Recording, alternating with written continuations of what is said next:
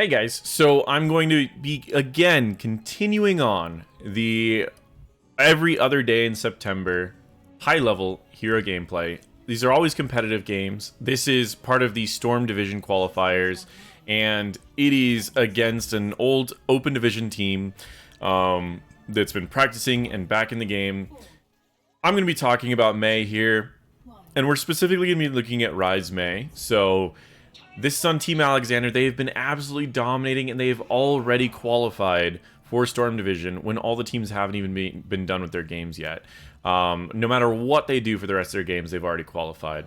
So I'm going to be talking about May. Before I really get into it, I just want to do a quick shout out to my sponsor, which is GenoPalette. GenoPalette is, I mean, I have to start off by talking about this first. Blizzard into a quick knockback.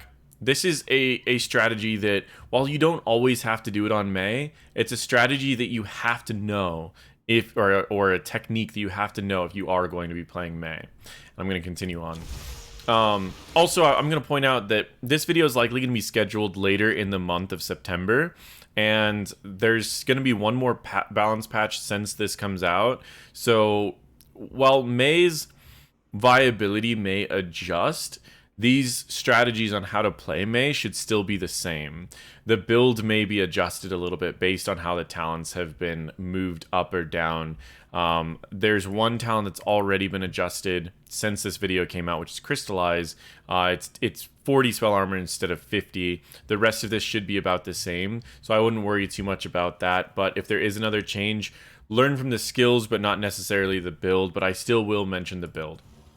So GenoPalette is something where they will take your genetics and they will see if there's anything in your diet that can be adjusted by looking at your genetics. They've put a lot of research into this, and it's a pretty cool little program.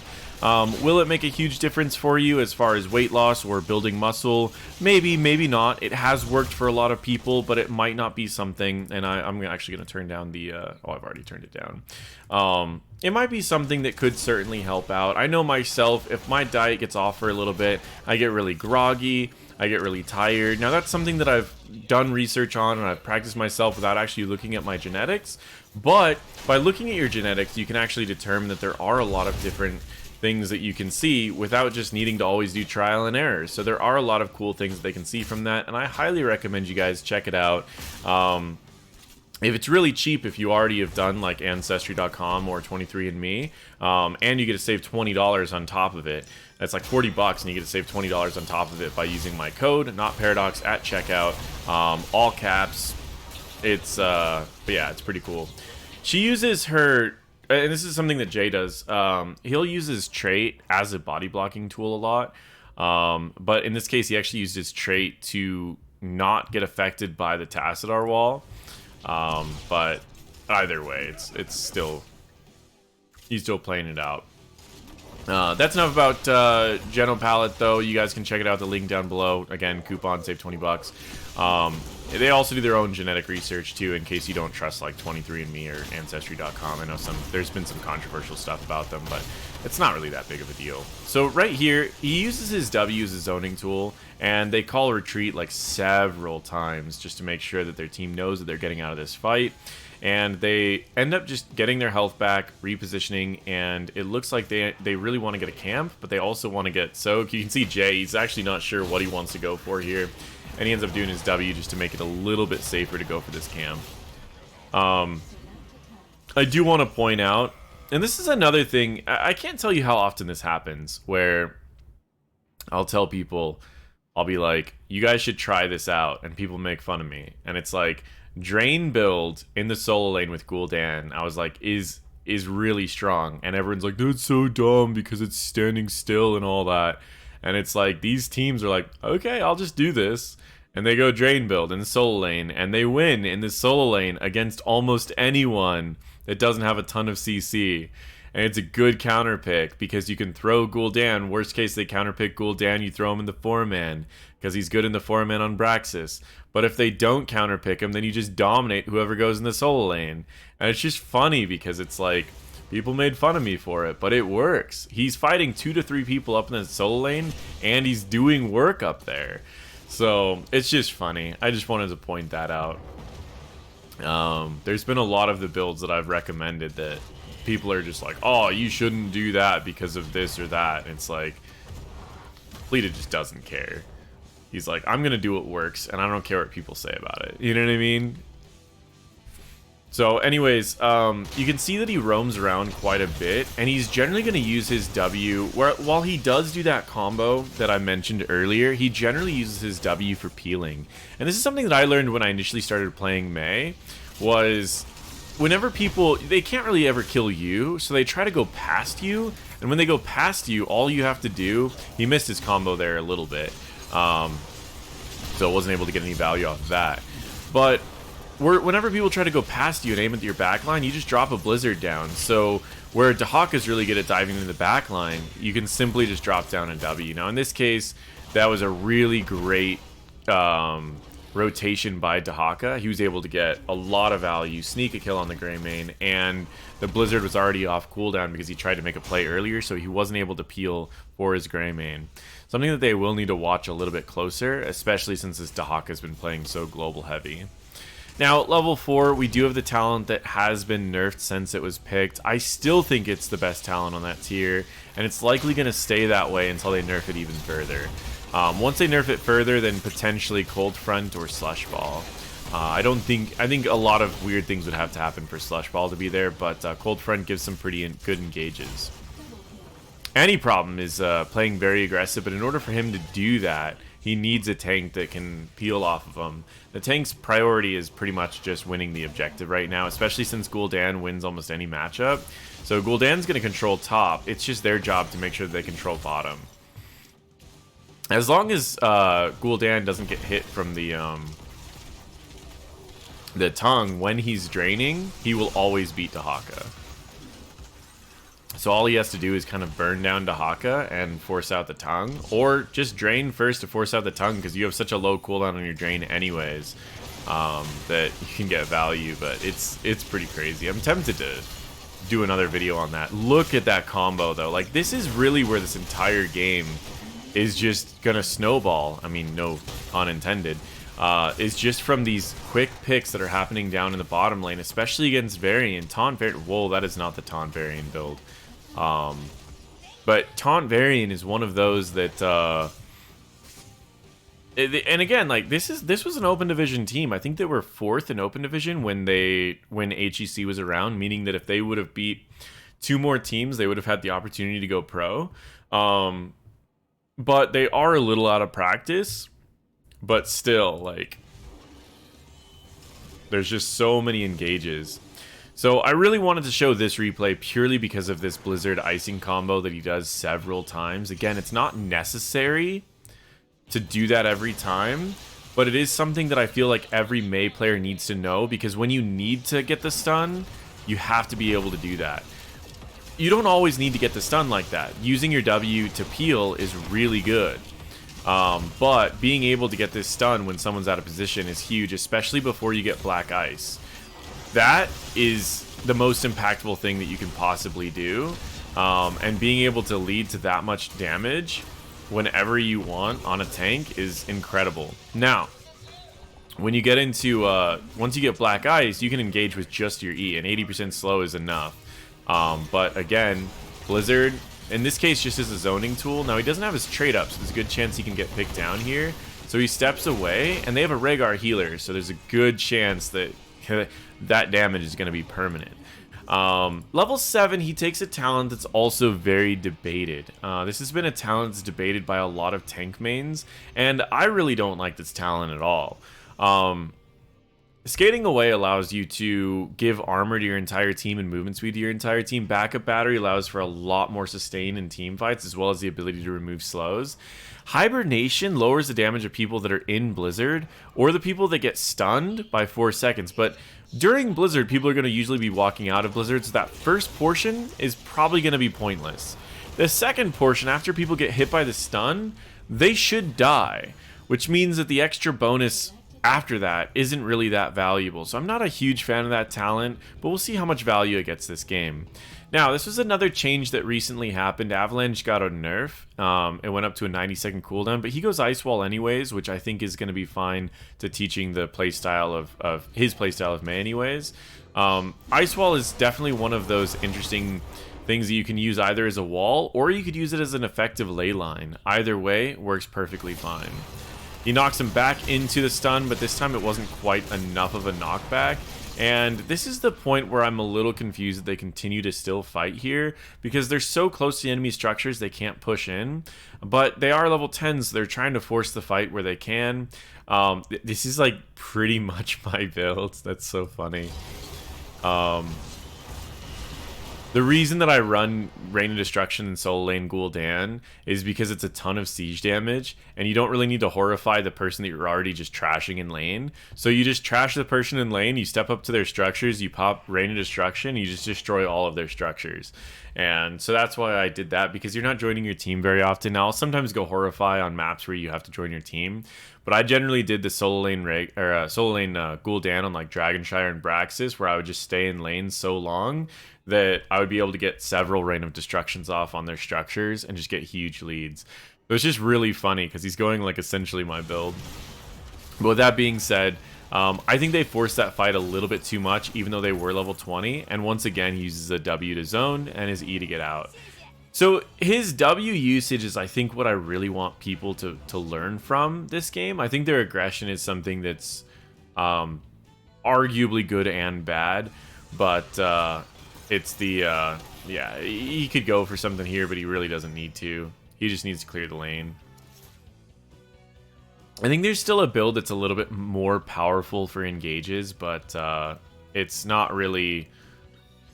I mean, a lot of people see a lot of value from heat transfer. Oh, that's rough. This is a great wall coming out from Tassadar, and a pretty decent cryo freeze as well to keep himself alive. But during this entire cryo freeze, he's not getting any heals because of the grenade. So once the shield's almost up, he needs to break it and leave as fast as possible. And that's exactly what he does. It looks like he'll still get popped though, or not. Yeah, I guess if Tahaka doesn't have the slow on 13 yet, he probably won't actually get a kill. I'm surprised he didn't take the lowered cooldown on W and instead went with Feeding Frenzy.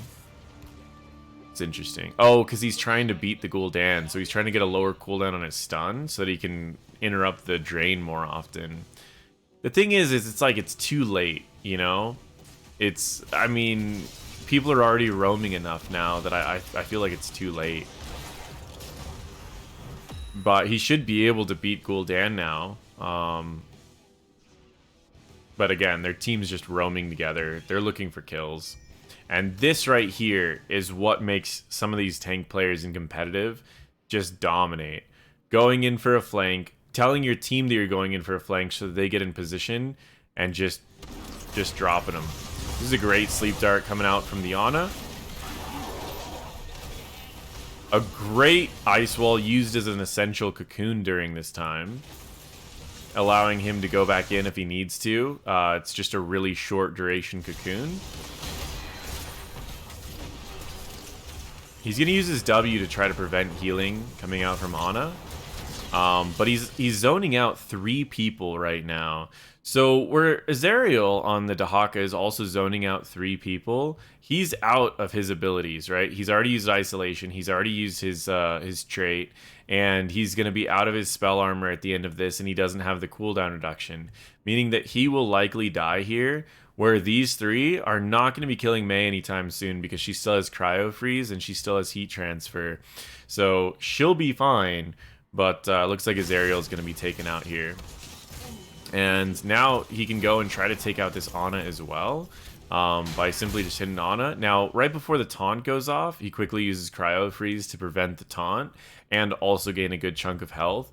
He will have Blizzard available, but he won't have the icing. So what he can do here is he can slow with a Snowblind and then drop down a Blizzard here, preventing the Ana from stepping through the gate, and go for the kill.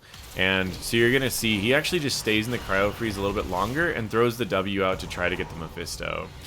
And I feel like that could have been a mistake, but his team was getting rather low health with his Rhaegar sitting at about 10%, 20%. So it probably was the best call for what he ended up doing, was just playing it a little bit safer. He doesn't have enough people near him to try to go for this engage. So he just lets the enemies control the bottom lane while his team controls top lane. They just shifted the lane, so now that they have Dahaka that can beat Gul'dan, they're just moving as a team now, and he's just going to go grab these by himself if he wants to, but with two people down there, there's really no world that he gets that. At this level, he takes cooling servos. While his talent hasn't been nerfed yet, there's a really good chance that it gets nerfed. You see the timing of his W. His goal is to make it to where when this Rainer gets out of the ice block, he's going to immediately get stunned. From that stun, he's going to take a lot of burst damage from the Greymane, the Rhaegar, and the Gul'dan. The Gul'dan's currently using Rain of Destruction because this right here is going to force a fight. And if it's going to force a fight, it's going to force a fight which happens to be under a Rain of Destruction. And it immediately blows up that Rainer, and it did force the fight like the Gul'dan had predicted. And the Mei ends up using her trait to get rid of the root, and just tries to slow people as much as possible. Though an amazing wall comes out from this this Tassadar, and then permanent slows are happening from cooling servos, allowing their team to take out the Varian. They can go for the boss and the objective right now, and because the boss always goes to the least damage lane, which is top, that's also the objective lane, which means that there's a good chance that, well, since the top was just destroyed, it could go in either lane, but there's a good chance that the boss will go in the lane of the objective, and they'll be able to close out the game with a boss and an objective, and that's what they're going to do right here. They could potentially go for this camp as well because it's up in 5 seconds, so a camp, a boss, and an objective all together is kind of insane. But instead of going for the camp, they end up just going for a kill on Mephisto, and that is a kill that they are able to get, and they lose the Mei, but again, a boss, an objective is quite a bit, so there's not much. So right there, that was a half health Gul'dan. If he had just the W talent at 1, he actually kills the Gul'dan by himself here. Well, not with the level difference, but yeah. Great wall again from the Tassadar. So a lot of these fights were set up by the Mei, and their lead was created by the Mei. Their team all played very, very well, and I mean, I personally love this this Gul'dan going the drain build in solo lane and just destroying a Dahaka. But all of this was made possible by the plays of this Mei, and that's what I really want to share with people is learn this combo, be willing to use Ice Wall just as a cocoon or a setup for your team, and just learn the ways that he's played Mei, and you can copy that, or at least model off of it, especially the Blizzards and his positioning in these fights. He uses his trait mostly for the unstoppable. The extra healing and stuff is just kind of gravy for him. So, okay, so it was just the boss on the first push, now it's a camp and an objective. He takes Acclamation, which is a more bruiser heavy build. Black Ice is more engage heavy, but if you can combo correctly, you almost don't need Black Ice, and he's very good at doing those combos correctly. So once again, this is where it's a little different. I generally will just throw a W over here to peel for my team. He is playing more like a Mal'Ganis plays, where you try to zone out as many members of the team as possible and get as much value from doing that. So he pops Acclamation and he zones out 2 of the members on their team, and then he goes to peel for his team, getting a big slow on everyone. He loses the Gul'dan, but during the time that they lose the Gul'dan, they're able to take 3 of the members out on the enemy team, and they can close out this game with this objective. So I'm going to talk about the build a little bit and explain what he goes at what levels. He's taking Heat Transfer at 1, Crystallize at 4, Induced Hibernation, Ice Wall, Cooling Servos, Acclamation. At level 20, I'm not sure what he takes because in all of the games that he's played Mei, he's closed out the game before level 20. But if I was to take a guess, he would be upgrading Ice Wall, as it's really powerful when you upgrade it. It has a huge burst at the end of it. Heat Transfer synergizes really well with Acclamation as well as Cooling Servos. It is a very interesting playstyle of a more aggressive go in their throw your W in the back line to prevent your team from taking damage, and then just zoning out as many people in the front line. It is a really interesting playstyle. I would recommend mimicking his playstyle for Blizzards, but I would be careful about playing that aggressive in Storm League because things are not always as coordinated, and you can't really trust your DPS to do that much. But learning that W combo and practicing his positioning is definitely going to be something that will improve your Storm League games. Thank you guys so much for watching. And again, check out the sponsor in the description down below because it is a pretty fun one. With all of that being said, again, feel free to subscribe. Click the bell so you can be notified whenever I bring out new videos. If you like this style of video, feel free to throw a thumbs up. If you don't like this style of video, send me a comment. Let me know what you'd like to see a little bit different. I try to get these videos out, keep you guys with content that you can learn from. I know I limit the editing a little bit because I'm a one-man show over here, and I want to make sure that you guys are getting a lot of videos out that you can use, where having little things flash up here and there is going to just cut the amount of videos that you guys can get in half. So that's something that I generally lack, is the amount of editing. But thank you guys so much for watching. Not sure if this is the last video of September. I actually lost count.